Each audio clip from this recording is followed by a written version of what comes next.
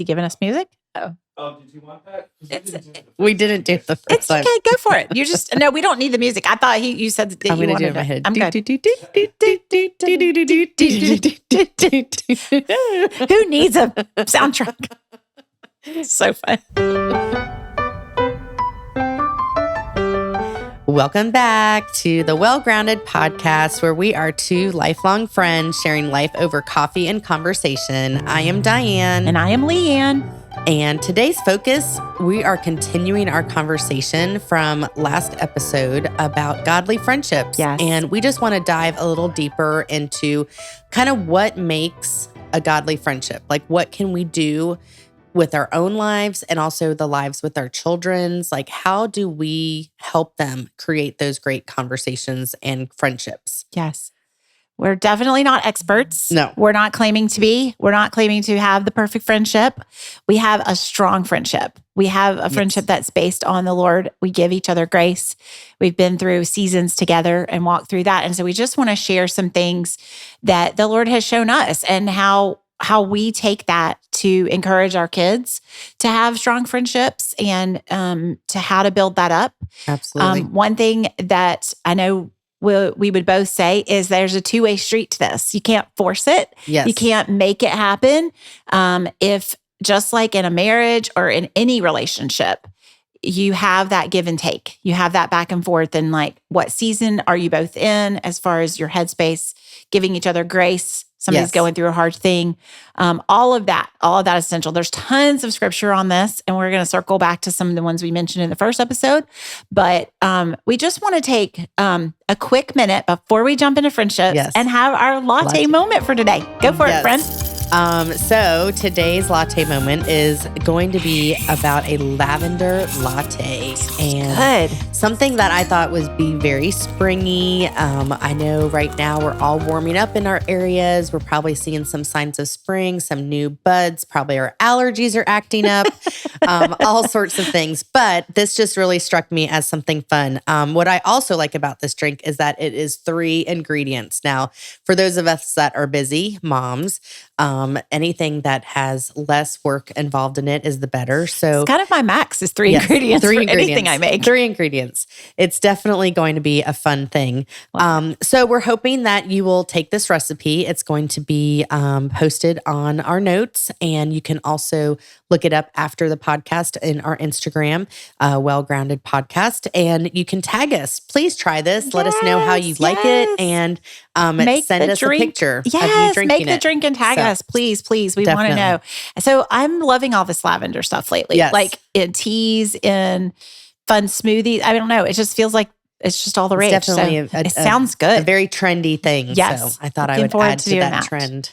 I'm definitely on board for this. So good. All right, friend, we're talking about just like the basis and some good foundational framework for godly friendships. Yes. And so we just wanted to kind of start with some practical things. Yes. And then we're going to give a couple of ideas that we have of how to get started with this. Absolutely. If you feel like you want to have those friendships, you are feeling a little isolated, a little disconnected from people, like, what's wrong? Why can't I have this? Why can't I just build this up, out of the season that I'm in life? And you mentioned the word seasons. And to me, I think that's such an important part of it because friendships change. I mean, there's some times that, you've been a friend and had a friend and they might move away. Life changes and that season in the friendship changes. And so it's not necessarily that something happened or you did anything wrong, but just you kind of have to accept that there's a change that happens. Right. Or their weekend is soccer and their weekend is other activities. Like the responsibilities of life have kind of come in and crept in. It's not because something went wrong. It's not because you don't care about each other. It's just life has happened and squeezed it out. You even mentioned last time that we talked about small group, and there was a season of small group where it was really hard for us to meet. Scheduling was hard. Our kids were all starting to get into all the weekend activities. So the Friday night that we always would meet up and have dinner in small group ended up being few and far between because everybody's schedules were so jam-packed. Yeah. And when you have kids that are involved in the marching band or they're involved in a sport or they're, going to a youth event, it's almost next to impossible to get everyone there. So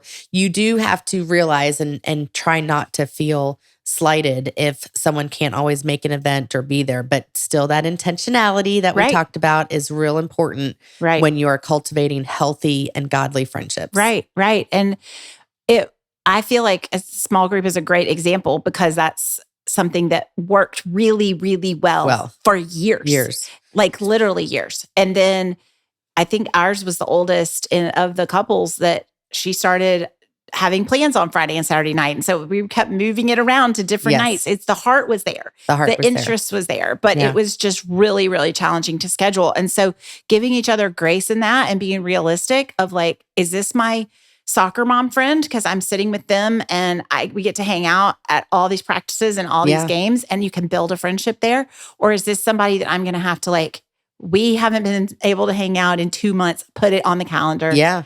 So good. So yeah, just keep that in mind. And it's okay to have categories of friends. Yes. Like I think we feel like every friend has to be like 100%. Everything in my life is centered around you. And almost sometimes having friends in different spheres or atmospheres is like a good thing because then there's not as much crossover and you can kind of build upon different things. Right. And it's okay because then you don't also deal with like friend burnout. Right. Sometimes that can happen. When that one friend is the only person you do things with, then that can kind of tend to become a friend burnout. Right. So and they're giving you some perspective. Yeah. Like when you do need to have some advice or input, they're not quite so close to the situation, right? There's somebody that can give you some outside perspective and say, hey, have you thought about this? Or maybe I could pray for you for this. And they're, like you said, they're not as burned out on your situation and your circumstances as you are.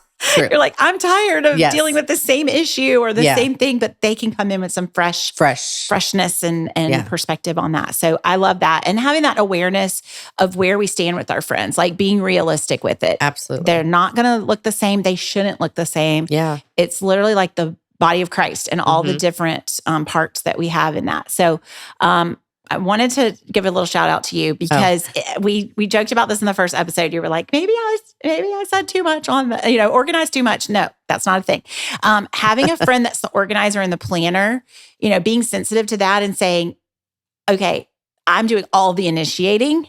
I'm that in your case, if you're the friend that plans and organizes, there can be some kind of like, am I doing all this and would anybody else pick up the slack if I wasn't doing it? Yeah. Can you share about that a little bit? Like some vulnerability in that? Well, I think it definitely creates that vulnerability, like you said, because a lot of times you do feel you're kind of on your own island and you're sometimes knowing that you're the planner and you kind of put that out for everyone, it sets you up for failure because what if no one reciprocates or what if no one says that date works for you or that's not going to work out? Then, there can be that defeat that comes with that. A little more risk.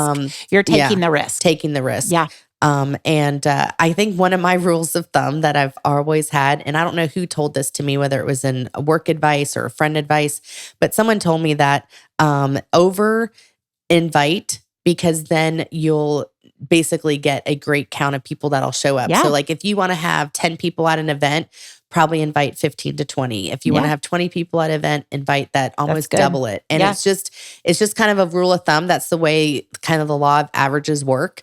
And you just, that way you're also not feeling defeated at the end of the day once you've took all that time to plan, because planning takes a lot of time. Yeah. And to be able to say, I'm going to let the Holy Spirit work in their lives. I feel compelled or excited to plan this fun thing, whether it's a marriage building small group or a social event or something, but to let people respond to you, like throwing that out there and letting God nudge them of whether that's something they could engage in and be a part of and not, it's hard. I'm just saying it's very hard not to take it personally and to be like, oh, I did all of this and nobody cares. So I feel like today we're kind of talking to two groups. We're talking to the one who's maybe takes it for granted. I know that I have done that in the past. And as particularly, we're just using ourselves as the examples. So, being vulnerable. Yeah. But that I would have said, oh, I know Diane's going to plan a fun thing. So I can take this one if we're busy, or I can go to the next one or something. And there was a season there where I didn't even realize what I was missing out on sometimes, because we were in this hyper activities, lots of, with 3 kids in 3 different seasons of things. Yeah. And it was fun to come back to some things and say, oh, I really missed this. Like that was really neat. But that being able to have you as that planner organizer, even though I know that was hard on you at times to be like, I'm trying to put this out there and nobody's coming. I think sometimes one of my struggles was always about being predictable too. Like, I think my friends have grown to know that I kind of always do similar events. Traditions. The best. And so I do, so that predictability sometimes can be set up, for, people in my mind, I might say to myself, oh, people don't really want to do this anymore, but in the reality is that people love that tradition. And so that feedback from a friend is crucial. Yes. Like getting that feedback from you, like, I love coming to your July 4th, or I love being a part of your event, makes me as the planner want to do it even more. Right. Yeah. And now we're seeing that in the next generation, because my kids have traditions that are really Miss Diane's traditions. I'm like, that's our family tradition because we went to their house to do it. So, which is great. I mean, that's a good thing, but it's neat to see that that's what they associate with a really special holiday or a really special party or something. Yeah. So those traditions really get built up. And when their schedules are being away at college or doing something when they miss out, they're like, oh man, can't go to that this year. And I just want to say really quick that I think that's one of the blessings of, what we've been able to pass on to our children, and is when we've been modeled a good friendship, or we've been modeling, and it doesn't mean it doesn't come without struggles. I mean, when you say you have a good friendship, it doesn't mean it doesn't have challenges or hiccups or hurdles or things, but it just means that you are there for the long haul. Yep. You're there to help them whenever they need that help. And so I think by modeling that to our kids, we've now seen our kids, especially the older ones, have challenges in friendships, but also overcome those challenges as well. Yeah. And being able to say, we're walking through grief together. We're walking through joy together. Yeah. We're walking through hurt feelings, even that they have with other people or with each other or something. Like, how do we help them navigate that? Yeah. And that could be its own episode. Oh, right. Of like young kids, middle school kids, high school kids, older kids. Yeah, let's skip middle school. I don't want to talk about that stage. Middle For school. those of you parents out there with middle school kids, we're just going to skip on There's no books on that. They just say good luck. They just say good luck. See you in high school. We'll talk about it again. We'll talk about it then. I know. I felt like that. And we had so many baby books, and then they just like ages 1 to 3, they're like, call us back at age 3. We'll talk and put some boundaries in place. It's like, and that's definitely for 6th, 7th, and 8th grade. Yes. So 6th, 7th, and 8th grade is, let me just say as a side note, pour as much love and compassion into those kids as you can and just get them through. Yes. Like protect them, wrap them in bubble wrap and get them through that season. There is growth happening. It's just, you can't always see it. So, okay. Definitely. Friendships, middle school friendsps is its own episode. We're not there today. No. So I do want us to be able to do this little, kind of foundational stuff here. So we have 3 ideas that we want to throw out. Is that where we landed? Okay. Yeah. So with those 3, there's a lot more. It's not just 3. Can I just say really quick? Yeah. If you guys don't know us, because we haven't shared this really, we both are actually English majors. And this is probably going to come across a little bit in our conversations because we are about punctuation. Yes. We're about alliteration. So those of you that having an outline. Having an outline. So you do see us consulting notes and things. It's because the teacher or the English person about us kind of does that. So we have a sweet friend. Shout out to Stacy, our friend, who Yes. said, "Oh, y'all are both writers, and this is a good way for you to get this outlet. You don't have time to write books right now, Exactly. so you're gonna talk us We're through gonna it. just talk it through it. I just want you to know we've prayed and poured over these notes. But Yes. just kidding. But yes, So going back to that, I'm yeah, sorry. no, I wanted to good. interrupt. And I was just gonna say, I was a marketing major, Yes, but I was an Oh. English teacher. Oh, So okay. yeah, so and I know you So were in marketing. I was You're an English major whose my whole field was in marketing. Leigh Ann, that's too much. This is great. We have a lot of moments like this, but anyway, Yes. so we just reverse those roles. Yes, good stuff. Good That stuff. is funny. All right. So you want to take the first one? Yeah, definitely. Okay. So, obviously we've had a lot of thought and prayer that's gone into our verse for this podcast and our Yep. name of Well Grounded. But we really felt like we wanted to emphasize being rooted in Christ in a friendship is just essential. Honestly, we don't know how we would do life without that. It's kind of the basis of anything that we do, whether it's praying over our kids, our marriages, and our friendships. And it's sometimes it takes work. Yeah. Like it just doesn't Yeah. come natural to do Right. that. Right. But for Leigh Ann and I, for you and I, it just really has been over time. I would say if you went way back when, we probably were not, hey, what can I pray for you about? Right. You Right. know, but now our friendship is almost on a daily basis of Yeah. what's going on, what can I pray for you about, and how can I help? Yeah. We And really emphasize walking that. through that.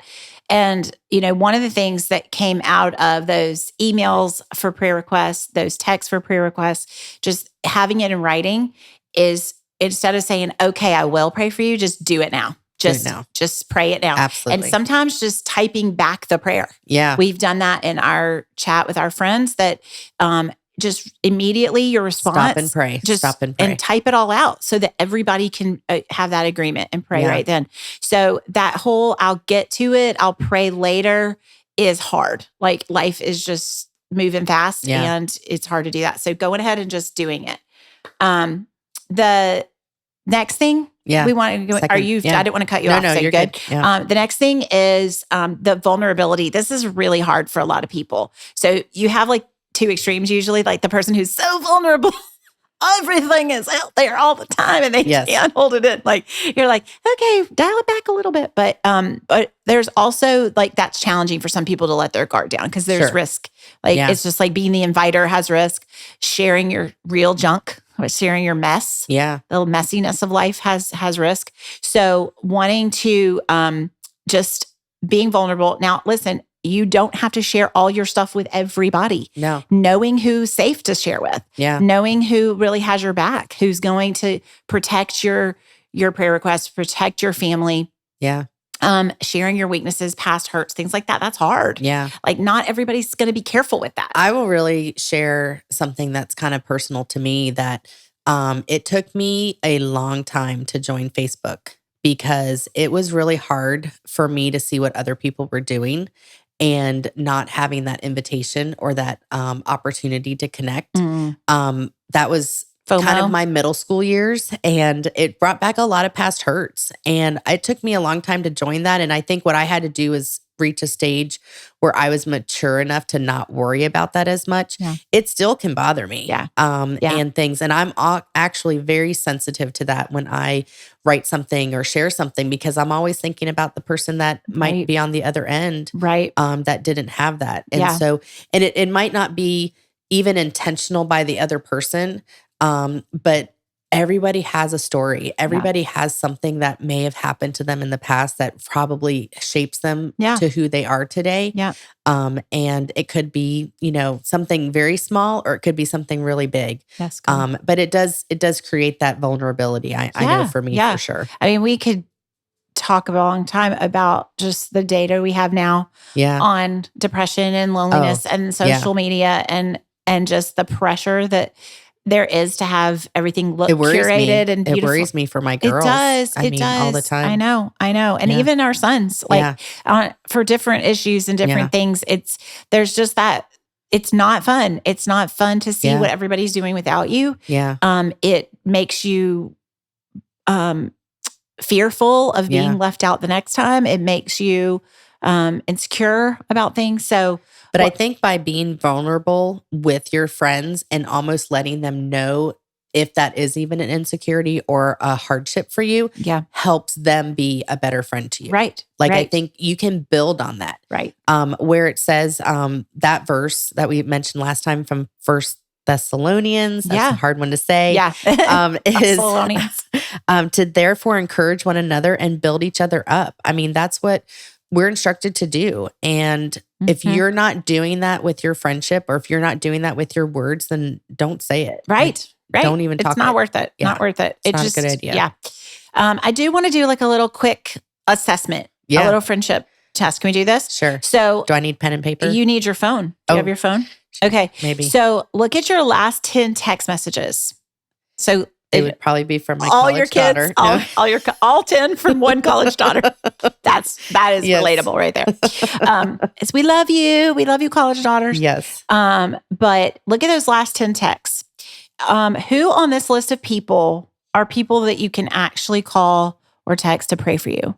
Like there's going to be family, probably. There's going to be some work people, maybe. There's going to be all different things, right? What we're looking for are the people, just to kind of have that awareness of who is the person or people that I can share the good, the bad, and the ugly.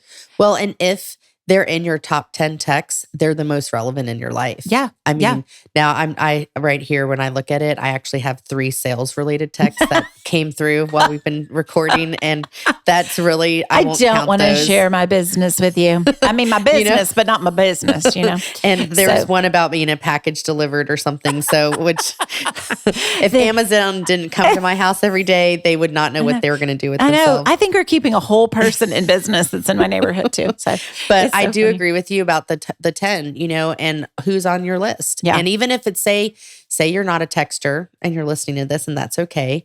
Who are your 10 people? Yeah. Like, be thinking about that. That that you can count on them.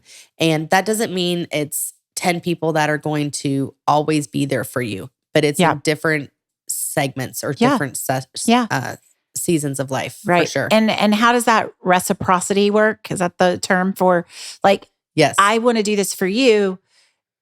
I may be praying for this person, but this other person's praying for me. It may not be a 1-for-1. It may not be, I'm praying for them so that I'll have somebody to call. It works in different ways. It can be sideways, forward, that kind of thing. But one of the things we talk about a lot is a big distinction for us of somebody that we really can count on is someone who can be joyful with us, who can celebrate with us. Absolutely. So, this is Maycember is what they're calling it now. It's literally like graduations, end of school, weddings. Yes. It's like a whole thing now that's as crazy Maycember. I haven't heard that. as December. So one of the things that we want to keep in mind going through this is it can feel like just buying gifts and scheduling activities and doing these things. But in your heart, the more that you're able to celebrate someone else, the more free you are from the enemy kind of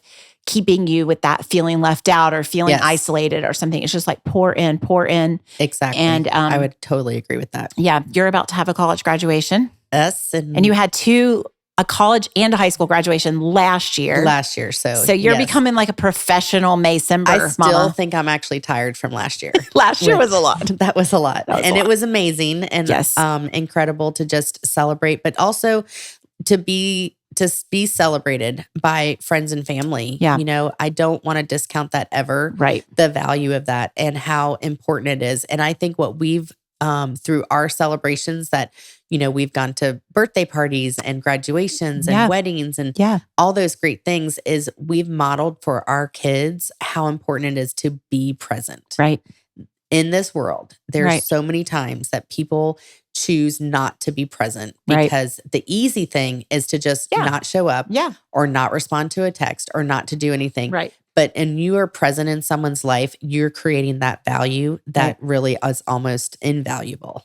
Well, and with some of the anxiety and some of these things we were talking about with depression, other things, it feeds on itself, right? So that isolation just makes you even more in your head, more worried about what somebody's thinking about you, what their next plan is with that. So I definitely think that. I think one of the things that when you look at celebrations and what our kids are, they've grown from small little, parties at the park to huge events.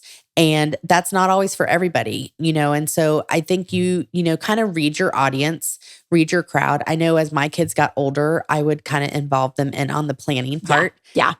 And get their opinions on it and just really try to create what's going to work best for them. Right. And I was always very big on making sure we invited the different friend groups. You mixed friend groups, Diane? We did mix Oh my friend goodness. Groups. It would be stressful. Okay. It Controversial. Was not the easiest. Had a past boyfriend before. Yeah.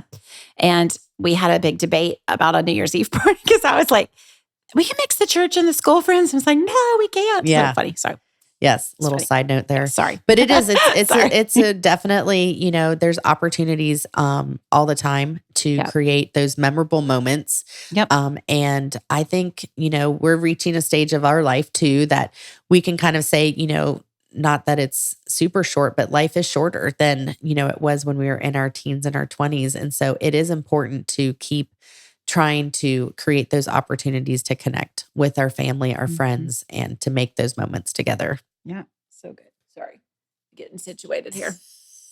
I do want us to close out here with a couple of things that big picture. Yeah. Friendships go through seasons. Yes. And to give that grace, and listen, we are oversimplifying really complex relationships, and we know that. We're looking at that rooted, grounded, basic foundations. Exactly. Yeah. So we're not saying that there aren't really complex things that go on in relationships or hurts and that and doing that. And it's not always just give them grace and move on. We get that there's complexity in that at times. But if it is a relationship that you've both been investing in, that you've both been anchored in the Lord, that you do see these qualities, you do see that I can be vulnerable with this person. Yes. I can celebrate this person. I'm genuinely know they're in my corner and they're in my kids' corner. And I pray for them. They pray for me. They pray for my kids. Yeah. They want my marriage to be successful. They want God's best for me. Yeah. And it may not be perfect in every way, or even that you can walk and do every activity together or have dinner every Friday night together. But there's just that general support that is coming from the Holy Spirit. It's being cast, forward for you. And that treasured friend that's walking through that, they're walking through a big challenge, they're doing something, is different than we are just unequally yoked. And this is not, I can't count on this person. Yep. I can't do that. Like doing that assessment isn't a bad thing. It's a good thing for you to have a private conversation with the Lord and say, where are we fitting here? Yeah. How is this looking? And so, I want to tell you that, you were that friend for me when my mom was sick, and it is a special thing. And, you're in a season of life when, sometimes you don't even know what you're doing from one day to the next. Right. And, right. Your friends become your lifelines. Right. You, as well as a lot of my friends, just rallied around me and my family and provided meals and made sure that we had things that we needed to just make it through another week. Mm-hmm. And when the crisis did come, I knew exactly who I could call to get that support because sometimes, you literally, the well is dry. Right. There is no more left to give. Right. And you were on the end of a lot of those phone conversations and it's treasured. I mean, it's I think it's time. sort of led to us being able to even do this. Like, we have a lot of history and we have a lot, but we can truly say we've been in the darkest valleys and the sweetest mountaintops. Yeah, absolutely. So, and we want that for our daughters. We want that for our sons. We want them to have, our husbands have that. We want them to be able to say, hey, I know I can count on these people or this person, so. Well, I know that kind of concludes our time today. Yes. And it is really exciting that we wrap things up. And we can't wait to welcome you back to our next episode. But before we close, like Leigh Ann was saying, we want you to make sure that you are staying rooted and grounded in love, and be refreshed, be encouraged, and stay well grounded.